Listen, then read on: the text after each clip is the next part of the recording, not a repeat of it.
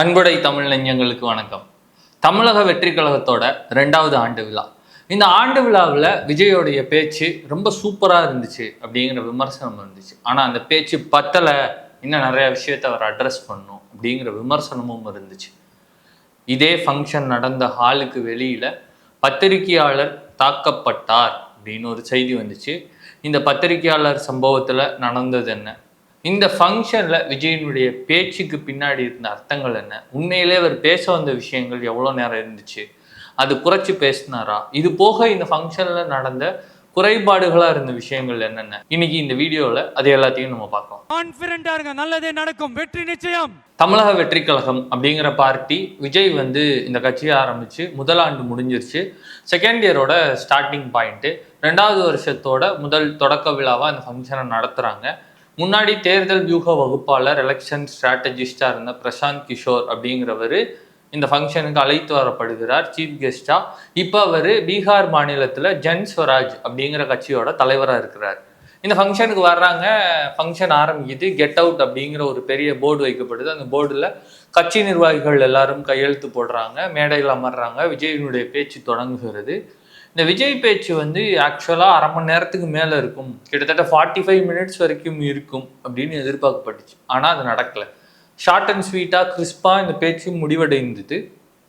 அதற்கு காரணம் அந்த ஃபங்க்ஷன் ஹால்லையும் அந்த நிகழ்ச்சி ஏற்பாட்டில் நடந்த சின்ன சின்ன குறைபாடுகள்.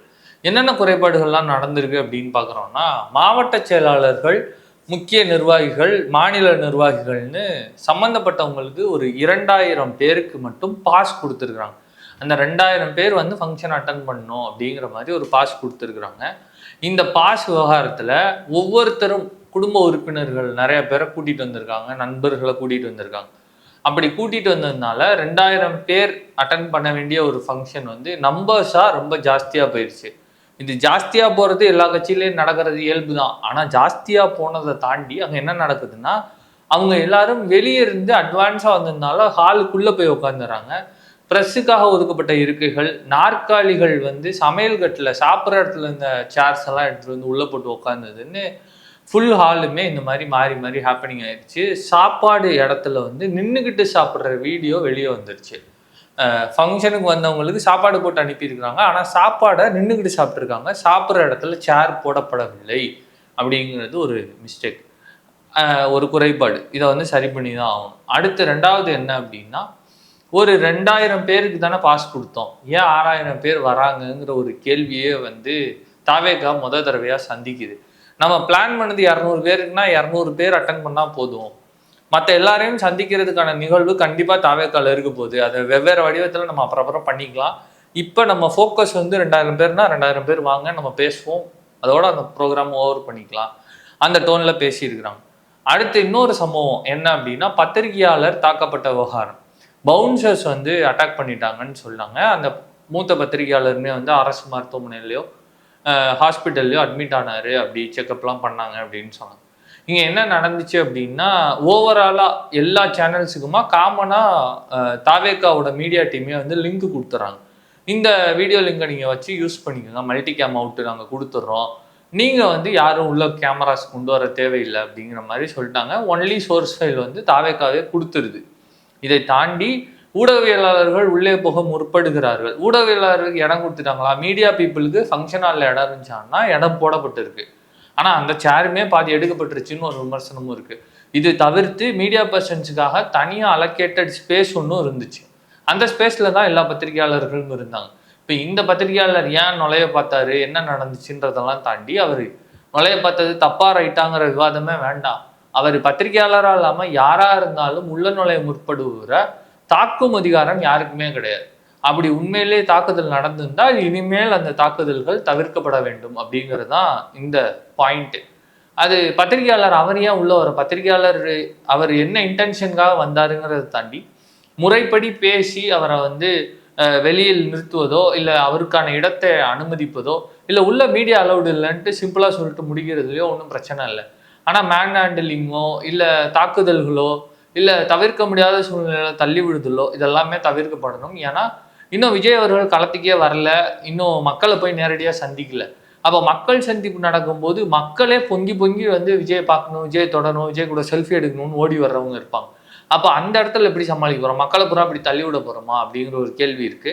அதனால அந்த மாதிரி விவகாரத்துல தாவேகா கூடுதல் கவனத்தோட இருக்கணும். அப்புறம் விஜய் பேச்சு குறித்தான விமர்சனங்கள், யார் விமர்சனம் பண்ணல அப்படிங்கிற அளவுக்கு எல்லாரும் விமர்சனம் பண்றாங்க. What bro it's very wrong bro ரொம்பவே ட்ரெண்டிங்காக போயிட்டு இருக்கு. எல்லா தலைவரும் இப்போ what bro it's very wrong bro மோட்ல தான் இருக்கிறாங்க. ஒட்டுமொத்த அரசியல் வைபை மாற்றி இருக்கிறது விஜயின் இந்த பேச்சு. இப்போ இதை தாண்டி விஜயினுடைய பேச்சு வந்து ஒரு புதிய பாணியை ட்ரெண்டை செட் பண்ணியிருக்கு. தமிழ்நாட்டு அரசியல்ல எல்லாரும் பார்த்து பழக்கப்பட்ட ஒரு நடைமுறை ஃபார்மெட்ல இல்லாம இந்த ஃபார்மெட் கொஞ்சம் புதுசா இருக்கு. இளைஞர்களை ரொம்ப அட்ராக்ட் பண்ணுது. இந்த ஃபார்மெட் ரொம்ப ட்ரெண்டிங்காகவும் இருக்கு. இது இன்ஸ்டால தொடங்கி அதிகபட்சமாக இருக்கக்கூடிய அத்தனை சமூக ஊடகங்கள்லையும் வைரல் ஆகிறதுக்கான வாய்ப்புகளும் நிறையா இருக்கு, நடந்துக்கிட்டும் இருக்கு. இந்த ஃபார்மெட்டை உடைத்ததற்காக விஜயை பாராட்டணும் அப்படிங்கிறத தாண்டி இந்த ஃபார்மெட்டுக்குள்ள தீவிரமான கல அரசியல் பிரச்சனைகள் நிறைய இருக்கு பேசுறதுக்கு. அதையெல்லாம் விஜய் பேசணும் அப்படிங்கிற எதிர்பார்ப்பு தொடங்கியிருக்கு. விஜய் வந்து தமிழ்நாட்டில் நடக்கக்கூடிய ஒவ்வொரு போராட்டத்தின் மீதான ஒரு புரிதலோட அதை அட்ரஸ் பண்ணணும். ஏன்னா விஜய் அட்ரஸ் பண்ணாரு அப்படின்னா, அட்ரஸ் பண்ண போறாருன்னுலேயே பல விஷயங்கள்ல மாற்றம் வரப்போது. அட்ரஸ் பண்றாருன்னா அதற்கான வீரியம் ஜாஸ்தியா இருக்கும். சம்பந்தப்பட்ட போராட்ட களத்தில் இருப்பவர்களும் தாவேகாவில் இருக்கக்கூடிய அரசியல் புரிதல் உள்ளவர்களும் ஆசைப்படுறாங்க. இது எல்லாத்தையும் விஜய் கவனத்தில் கொள்ள வேண்டும். தாவேகா தலைவரா தமிழ்நாட்டு அரசியல்ல இருக்கக்கூடிய முக்கிய பிரச்சனைகளை பட்டியலிட்டு தொடர்ந்து அது குறித்தான விமர்சனங்களை பொது மேடைகள்ல வாய்ப்பு கிடைக்கும் போதெல்லாம் பதிவு பண்றது தான் விஜய் அவர்களுடைய அரசியல் பயணத்துல இன்னும் ஸ்ட்ராங்கான ஒரு கண்டென்ட் ஓரியன்ட் லீடரா அவரை மாற்றும். வெறும் சினிமா ஃபேம்ல அவர் வரல, உண்மையான ஆழமான அரசியல் புரிதோடு வந்திருக்கிறார் அப்படிங்கிற ஒரு இமேஜை வந்து அவருக்கு கொடுக்க போகுது. இந்த விவகாரத்துல விஜய் அவர்கள் இன்னும் தீவிரமான அரசியலை பேச வேண்டும்னு நிறைய தாவேகாவினரே செல்ஃபாவே கேட்டிருந்தாங்க. தலைவா இறங்கி ஆடு, அடிச்சு ஆடு அப்படிங்கிறது. 234 தொகுதி இலக்கு 2026 தாவேகாக்கு. இந்த 234ங்கிற டார்கெட் அச்சீவ் பண்றதுக்கு ஓப்பனிங்ல சேவாக்காவும், மிடில் ஓவர்ஸ்ல விராட் கோலியாவும், ஃபினிஷிங்ல தோனி மாதிரியும் இருந்தாதான் தாவேகாவினால இந்த இலக்கை விரைவாக அடைய முடியும். இப்போ பவர் பிளேயோட ஃபர்ஸ்ட் ஓவரான இந்த முதல் மீட்டிங்லேயே வந்து தடுப்பாட்டம் ஆடி இருக்கிறார் விஜய். அப்படிதான் நம்ம எடுத்துக்கணும். ரொம்ப இறங்கி அடிக்கல, பவுண்டரி போல, பட் இருந்தாலும் விக்கெட் விழுகல அப்படிங்கிற மட்டும் சந்தோஷம். பட் ஆனால் இன்னமும் அதிகப்படியான ஆட்டங்களை விஜய் வீசித்தான் ஆக வேண்டும், ஆட துவங்கத்தான் வேண்டும். இன்னும் நேரடியாக அட்ரஸ் பண்ணலங்கிற விஷயத்துல அவர் பேர்களை சொல்லவில்லை என்றாலும் குறைந்தபட்சம் கட்சியோட பேரு, இந்த கட்சி அந்த கட்சி, திமுக அதிமுக பாஜகன்னு கட்சி பேர்களை சொல்ல ஆரம்பித்தால் கூட அதோட வீரியமே ரொம்ப ஜாஸ்தியா இருக்கும். ஏன்னா இவர் சொல்ற ஒரு வார்த்தைக்கான ரியாக்ஷன் அங்க ஒட்டுமொத்த கட்சியில இருக்க 60-70 பேர் கொடுக்குறாங்க. அந்த அளவுக்கு இவருடைய வார்த்தைகளுக்கு வலிமை இருக்கும்போது அதை சரியாக முறையாக பயன்படுத்த வேண்டும் அப்படிங்கிற கோரிக்கை ரொம்ப ஸ்ட்ராங்கா இருக்கு. அதுக்கப்புறம் இந்த பத்திரிகையாளர் விவகாரத்துல இன்னொரு விஷயம் நடந்திருக்கு. தாவேகாவின் பொதுச் செயலாளர் ஆனந்த் அவர்கள் வந்து போய் மன்னிப்பு கேட்டிருக்கிறார். அன்னைக்கே கேட்டாரு, இந்த மாதிரி இனிமேல் நடக்காது, தாவேகா இதை ஊக்குவிக்கவில்லை, என்றுமே பத்திரிகையாளர்கள் விஜய்க்கு உறுதுணையாக இருந்திருக்கிறீர்கள், இந்த பயணத்துல உங்களுக்கான இடம் ரொம்ப பெருசு, அதனால நாங்கள் எப்பயுமே உங்களை அப்படி நாங்கள் பார்க்கல, ட்ரீட் பண்ணலன்னு சொல்லிட்டு டைரக்டா இம்பர்சனாவே மன்னிப்பு கேட்டிருக்கிறார் இந்த விவகாரத்துல. இதையும் தாவேகா தோழர்கள் கவனத்தில் கொள்ளணும். இனி வரும் நாட்கள்ல எந்த ஒரு சூழ்நிலையிலையும் இது மாதிரி ஒரு விஷயங்கள் ப்ரெஸ்ஸுக்குன்னு இல்லை, யாரையுமே சப்ரஸ் பண்ணாமல் இருக்கணும், அப்ரஸ் பண்ணாமல் இருக்கணுங்கிற கொள்கையோட தான் தாவேகா வந்திருக்கு. அதை கூட்டங்கள்லையும் கடைபிடிக்கணும். அதிகப்படியான கூட்டத்தை இனிமே தாவேகா பார்க்க போகுது ஒவ்வொரு மீட்டிங்லையும். அப்போ அது எல்லாத்துக்குமா தாவேகா தயாராக வேண்டும்.